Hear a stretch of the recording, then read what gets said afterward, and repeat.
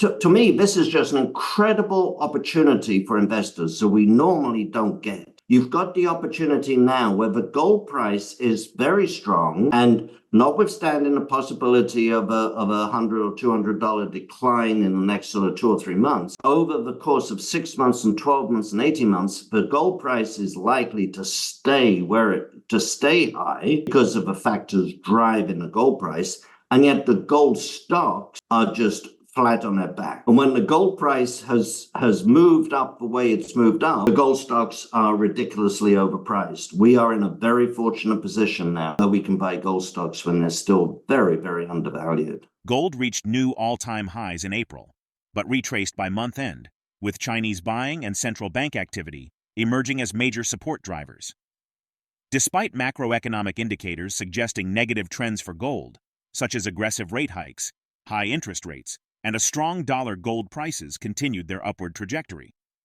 AdrianDay of AdrianDay Asset Management highlights that one of the key catalysts for gold in 2023 was the outlook for interest rates. The Federal Reserve's aggressive rate hikes aimed at curbing inflation are showing progress, reflected in the latest inflation data. This unique situation gives investors an opportunity, as gold prices remain elevated while gold stocks are undervalued. Despite short-term fluctuations, the long-term outlook for gold prices remains positive due to ongoing factors supporting its value. Central bank purchases, particularly by China and Turkey, hit record levels in the first quarter of the year, as the World Gold Council reported.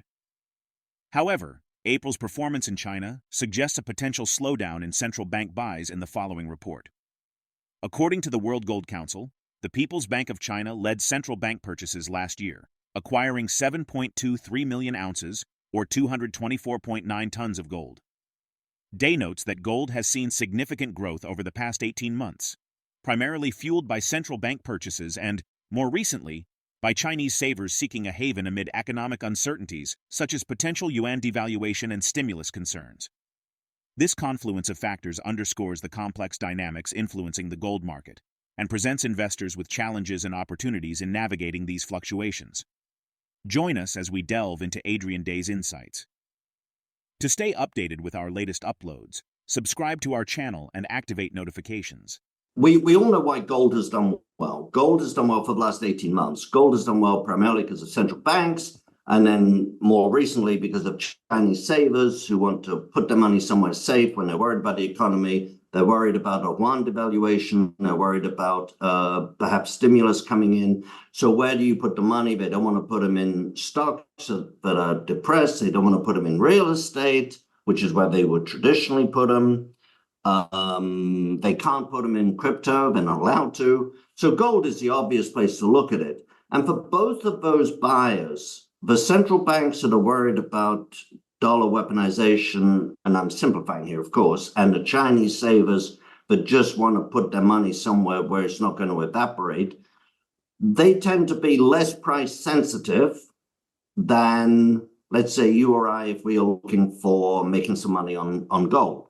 So they're less price sensitive, and gold moved up, as we know, even in the face of a macroeconomic environment, aggressive rate hikes, high interest rates, and a strong dollar, that should, in fact, and a reasonably strong economy, apparently, but should be negative for gold. So at the end of last year, you could, I think, legitimately ask the question, but is, in fact, gold the one that's overpriced? And the gold stocks are appropriately priced for the economic environment.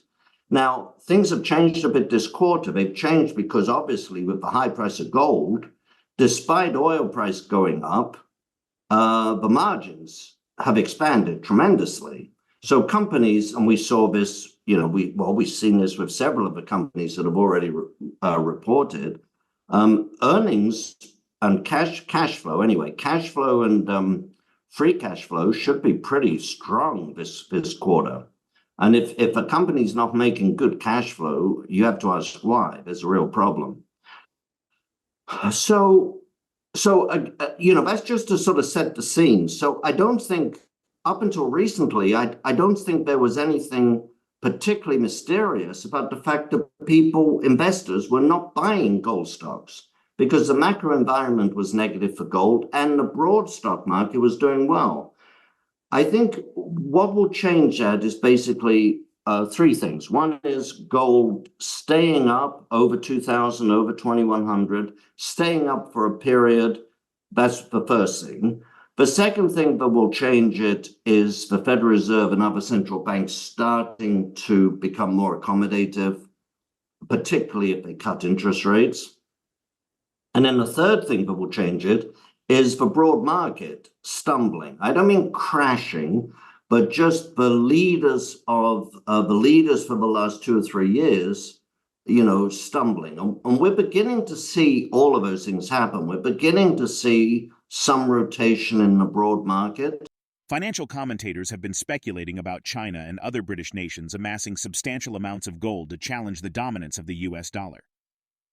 According to these speculations, BRICS and other developing countries are strategically positioning themselves to mitigate the impact of a potential US recession.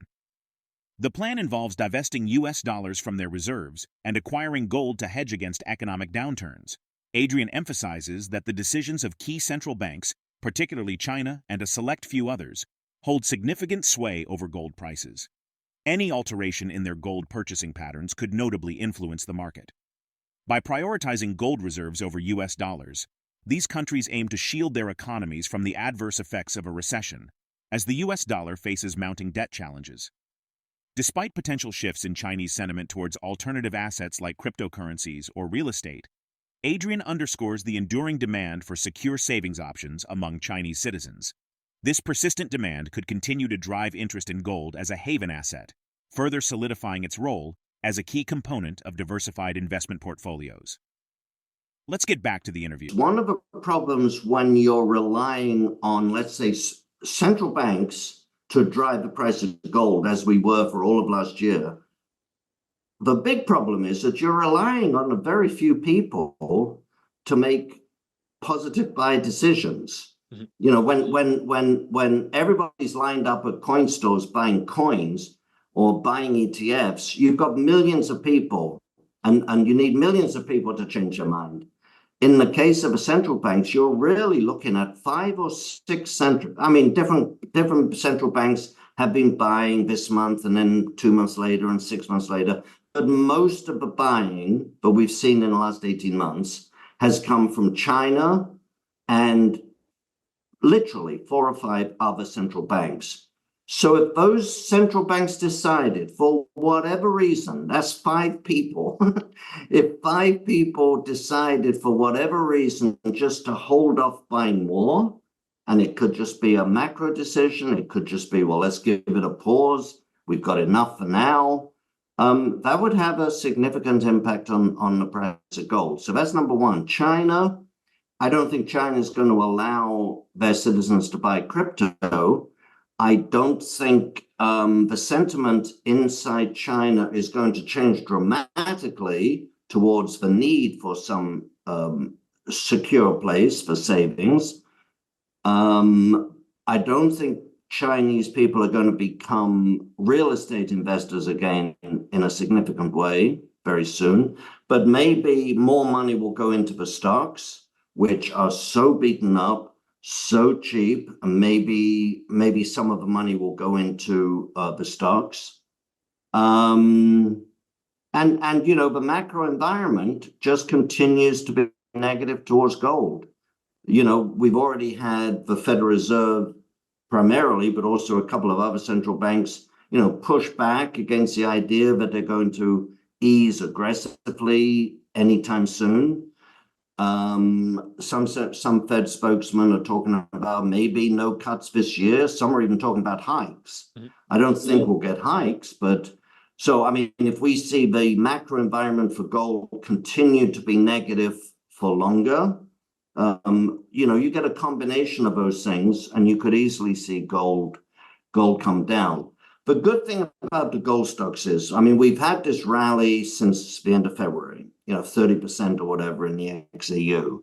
So if gold were to go under 2,000, you could erase that. But I don't think there's an awful lot more downside in the gold stocks. Mm-hmm. Again, you look at Agnico, If you look at Agnico's price to free cash flow, it is the lowest multiple, other than the last quarter of 2015. It's the lowest multiple in 40 years.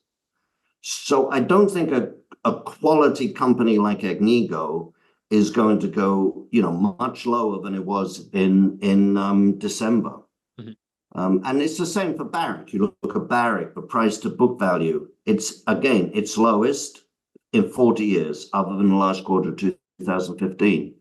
So you'd have to have a lot go wrong for these companies to go lower than where they were at the end of last year, in my view. As gold continues to attract attention as a haven asset amid economic uncertainties, investors face a complex landscape of opportunities and challenges. Considering the ongoing shifts in global economic paradigms and the persistent demand for secure savings options, particularly among Chinese citizens, the role of gold in investment portfolios remains prominent. However, as geopolitical tensions evolve and economic conditions fluctuate, how will investors adapt their strategies to capitalize on the enduring appeal of gold? Share your perspective in the comment section. If the video resonates with you, join our community by subscribing to our channel and enabling notifications with the bell icon. Thank you for being a part of our community.